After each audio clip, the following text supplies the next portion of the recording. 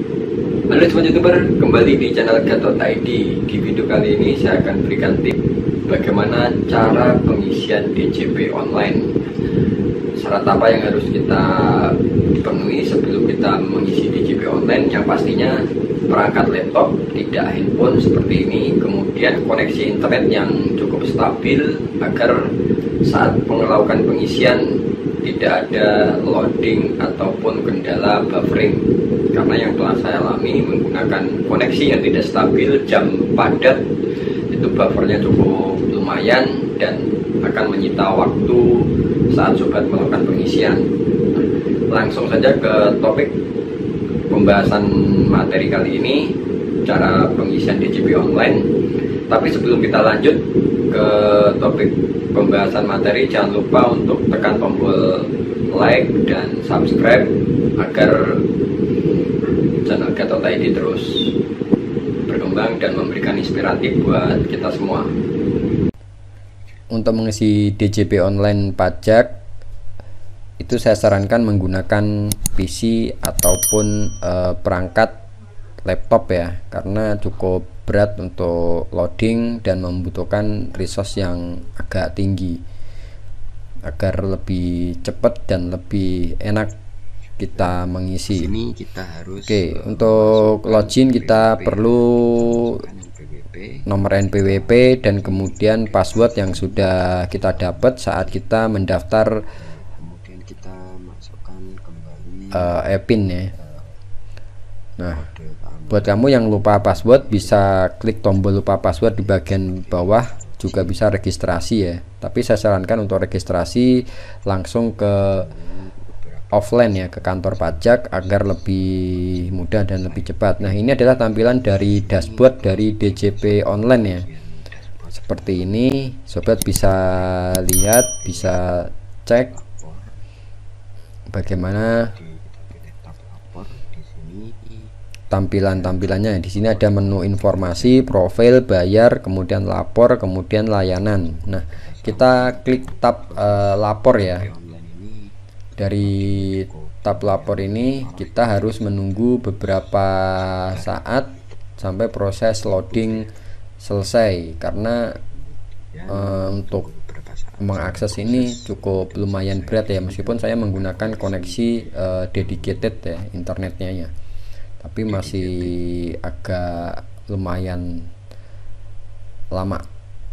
Mungkin itu sedikit masukan buat tim IT di pajak agar meningkatkan untuk kualitas aksesnya agar lebih cepat. Takutnya kalau diakses menggunakan tethering hotspot akan lama. Nah, dari menu lapor kita pilih pelaporan, kemudian kita scroll ke bawah, ada menu mengisi langsung di situs web. Kita pilih namanya e-filing ya. Nah, ini kita pilih e-filing, mengisi langsung di situs web. Kita klik tombol e-filing. Nah, kita tunggu sampai proses loading selesai ya. Ini agak lumayan berat. Saya takutnya kalau teman-teman lapor menggunakan hotspot itu agak patah-patah atau malah akan lama. Kalau bisa sih lapornya malam hari atau jam 11, itu mungkin kondisi lagi stabil. Nah, setelah kita klik e-filing, itu kita akan diarahkan ke menu e-filing ya. Di sini ada beberapa tab seperti arsip SPT, buat SPT, kemudian draft SPT, dan kemudian bantuan. Kita klik tab namanya buat SPT.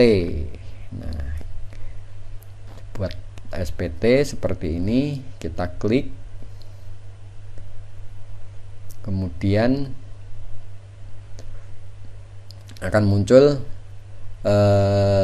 form seperti ini ya. Kita pilih apakah Anda menjalankan usaha atau pekerjaan bebas. Nah, kita pilih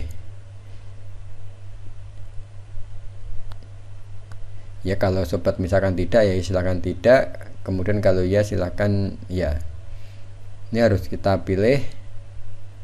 Jadi responnya itu agak lama ya, respon JSON-nya sepertinya.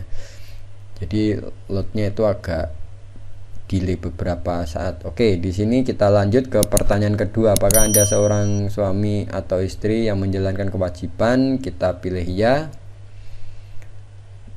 Sorry, kita pilih ya di atasnya itu, atau bisa harta. Ya.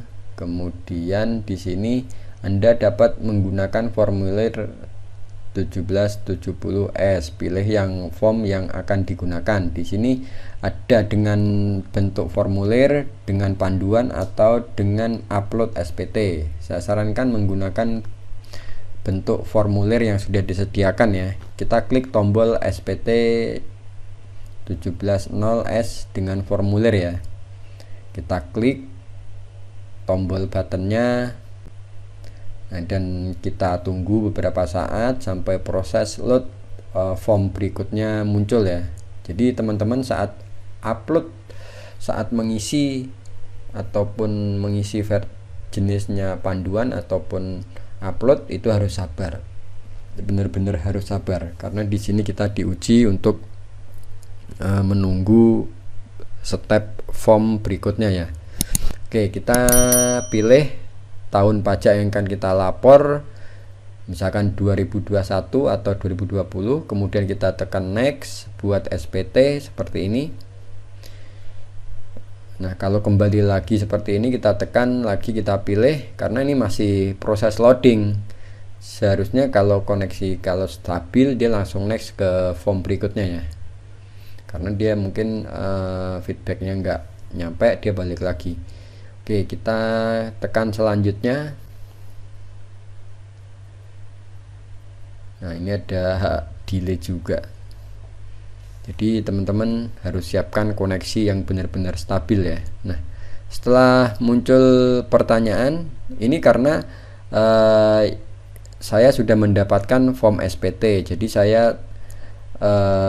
sudah terdaftar. Tinggal kita untuk koreksi apakah Anda ingin menggunakan form yang sudah diupload.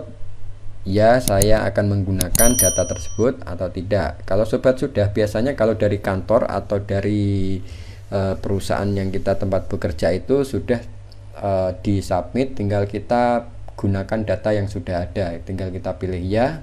Kalau kita tidak, nanti kita akan mengisi satu persatu jenis SPT-nya apa, perhitungannya, dan lain-lain. Tapi biasanya kalau kita bekerja di kantor atau di tempat instansi, itu biasanya sudah disubmit ke DJP online ya. Tinggal kita menggunakan data yang sudah ada, kita tinggal klik tombol ya, saya akan menggunakan data tersebut. Nah, kita tinggal pilih berikutnya. Di sini bagian penghasilan ini PPh, final dan lain-lain. Kita klik lanjutkan saja. Yang perlu kita isi adalah di bagian yang kuning ya, yang warna kuning seperti ini, pada harta akhir tahun. Nah, harta akhir tahun itu apa? Apakah tabungan ataupun yang lain, atau sepeda motor yang sobat punya, itu harus terdaftar di sini ya. Nah, kita klik tombol tambah jika Anda memiliki harta akhir tahun. Nah, di sini karena saya memiliki sepeda ontel, jadi saya tidak masukkan di sini. Saya masukkan buku tabungan aja, pilih tabungan, kita harta baru, tambahkan buku tabungan, kemudian tahun perolehan ya kita masukkan 2021. Berapa jumlah tabungan yang sobat miliki di akhir ini, misalkan di sini saya isi 2 juta sesuai yang ada di tabungan saya, karena habis buat bayar-bayar cicilan. Oke, kemudian klik tambah. Sorry, keterangan harus diisi ya, sepertinya tadi keterangan saya tidak isi. Saya coba ulang lagi. Nah, saya isi Jadi kalau tidak diisi tidak akan masuk. Jadi untuk keterangan harta baru itu harus kita isi. Nah, di sini kita sudah isi dan masuk di bagian harta baru. Kalau sudah selesai, kita tekan tombol lanjutkan ya. Tapi kalau misalkan masih ada seperti motor, rumah ataupun yang lainnya, itu kita klik tombol tambah. Nah, untuk kewajiban itu enggak perlu. Kemudian di bagian yang kuning kita next lagi, susunan keluarga. Di sini kita perlu masukkan ya. Nah, misalkan anak ataupun istri ataupun yang lain. Nah, karena di sini saya ada anak, saya masukkan nama anaknya. Karena dia masih TK, belum ada nik, saya isi satu aja untuk nik. Oke, untuk pekerjaan di sini saya isi TK masih kecil. Oke, kemudian klik simpan jika sudah selesai.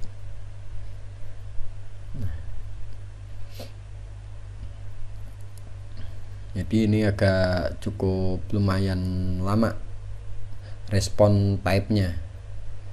Karena di sini spek yang saya gunakan untuk laptop sendiri cukup lumayan dan seharusnya tidak ada delay ya. Sepertinya dari koneksi aplikasi DJP online sendiri cukup berat. Jadi sobat saat mengisi ini harus benar-benar menggunakan koneksi yang stabil dan tidak ada aktivitas yang mengganggu. Oke, kita isi untuk data keluarga. Nah, untuk nik ini saya isi satu, kemudian saya simpan. Nah, setelah masuk seperti ini, kita tekan tombol selanjutnya. Intinya yang perlu kita isi itu adalah field yang berwarna kuning ya. Biasanya kalau yang lain itu sudah diisi dari instansi tempat kita bekerja. Oke, kita tekan tombol next jika tidak ada. Dan untuk bunga yang ini kalau sobat memiliki silahkan diisi, tapi karena tidak ada ya saya tidak isi. Nah, untuk bagian penghasilan yang tidak termasuk objek pajak, nanti kita akan coba lihat. Kita lanjutkan ke berikutnya ya, ke halaman berikutnya. Kita tekan tombol lanjut.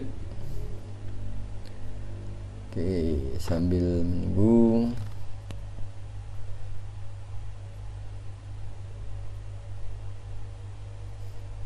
Nah, ini masih ada loading.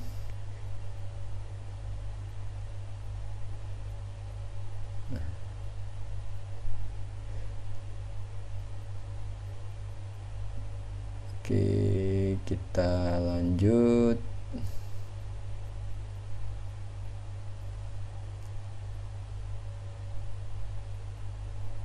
Kita coba lanjut. Nah, di sini ada identitas, kawin, tidak kawin. Nah, kita perlu isi. Kemudian untuk penghasilan neto ini silahkan diisi sesuai dengan SPT yang diberikan oleh instansi tempat kita bekerja ya. Harus kita sesuaikan. Yang paling atas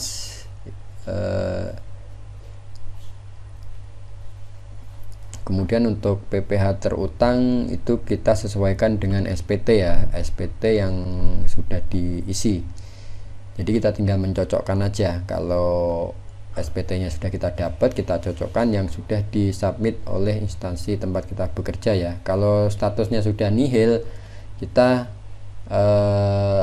langsung ke proses berikutnya, ke finish. Kita setuju, kemudian selanjutnya nanti di sini kita diminta untuk memasukkan kode verifikasi ya. Di sini kita masukkan via SMS atau email. Saya pilih dua-duanya karena prosesnya cukup lama untuk pengiriman kode verifikasi. Jadi saya pencet dua-duanya untuk terima kode verifikasi ya. Yang mana duluan nanti saya akan input. Oke, masih loading.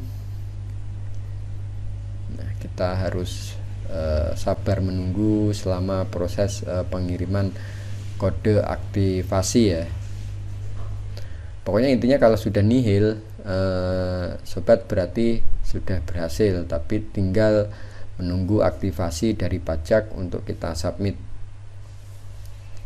Oke, kita masih belum terima ya di email saya atau di SMS belum terima.